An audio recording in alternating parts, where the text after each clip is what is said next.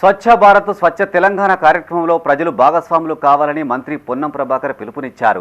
సిద్దిపేట జిల్లా హుస్నాబాద్ ఎల్లమ్మ చెరువు కట్ట వద్ద గల గణేష్ నిమజ్జన వ్యర్థాలను మున్సిపల్ అధికారులతో కలిసి మంత్రి తొలగించారు. విగ్రహాలు నిమజ్జనం చేసిన చెరువులు జలాశయాల్లోని వ్యర్థాలు తొలగించినప్పుడే గణేష్ ఉత్సవాలు పరిపూర్ణమవుతాయన్నారు.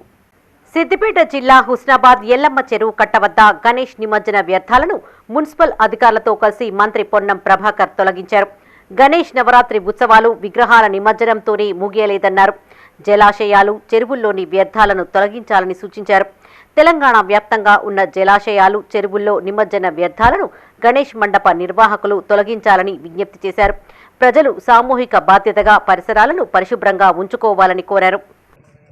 నిమజ్జనం తదుపరి కూడా వాటికి సంబంధించి మనం ఏ చెరువులనైతే ఏ జలాశయంలో అయితే తీసినామో అక్కడి నుంచి ఆ వ్యర్థాలను తొలగించినప్పుడే మన యొక్క గణేష్ నవరాత్రి ఉత్సవాల పరిపూర్ణత వస్తుంది. కాబట్టి తెలంగాణ వ్యాప్తంగా కూడా దయచేసి గణేష్ మండప నిర్వాహకులు ఎవరెవరైతే గణేష్ మండపాల నిర్వహణలో క్రియాశీలకంగా భాగస్వాములైనరో వాళ్ళే ఈరోజు మీ ప్రాంతంలో స్వచ్ఛ భారత్లో భాగంగా స్వచ్ఛ తెలంగాణలో భాగంగా మీ వాడ మీ ఊరు బాగుండే విధంగా మీరే స్వయంగా పూనుకొని ఎక్కడైతే ఈ జలాశయాల లోపల గణేష్ నిమజ్జనాలు అయినాయో వాటి వ్యర్థాలను తొలగించే అంశం కావచ్చు, సామాజికంగా గాంధీజీ ఇచ్చినటువంటి సూత్రానికి అనుగుణంగా మన పరిసరాలు మనమే పరిశుభ్రంగా ఉంచుకుందామనే విధంగా అందరూ కూడా భాగస్వాములు కావాలని తెలంగాణ రాష్ట్ర ప్రభుత్వ పక్షాన విజ్ఞప్తి చేస్తా ఉన్నారు. సిద్దిపేట జిల్లా హుస్నాబాద్లోని మినీ స్టేడియాన్ని అధికారులు క్రీడాకారులతో కలిసి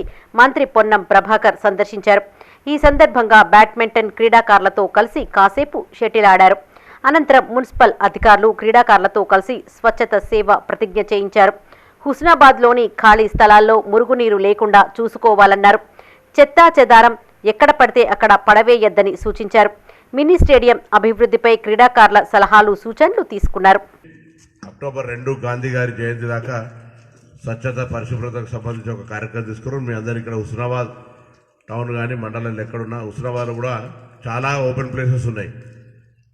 ఆ స్థల యజమానులు అందరూ కూడా మళ్ళొక్కసారి కోరుతాను, వాటిని మీ ప్రాంతంలో చెట్లు పెరిగి నీళ్లు నిలిచి దోమల కేంద్రాలుగా మారుతానే వాటికి మున్సిపల్ శాఖ నుంచి నోటీసులు ఇచ్చినా ఎవరైనా చర్యలు తీసుకోకపోతే తప్పకుండా అవి ప్రభుత్వ స్థలాలుగా భావించి వాటిని అభివృద్ధి చేసి మీరే ఓనర్స్ ఉంటారు కానీ బిల్డింగ్ కట్టినప్పుడు వాటి అన్ని ఛార్జెస్ రెట్టింపు ఫైన్ రూపంలో వసూలు చేయబడుతుంది. కాబట్టి మీకు మీరే అందరూ ఆ స్థలాలను దోమల పెంపక కేంద్రాలు కాకుండా పరిశుభ్రతగా ఉండే విధంగా అందరూ ఎవరికి వారే పక్కన ఉన్నటువంటి వాళ్ళ ఓనర్లకు చెప్పైనా చర్యలు తీసుకోవాలి. ఒక నెల రోజుల లోపల అట్లా కానైతే అధికారులు దానికి సంబంధించినటువంటి డిఫరెంట్ యాక్షన్లా పోయి వాటిని చేయాల్సింది కూడా ఈ సందర్భంగా కోరుతాం. వాటి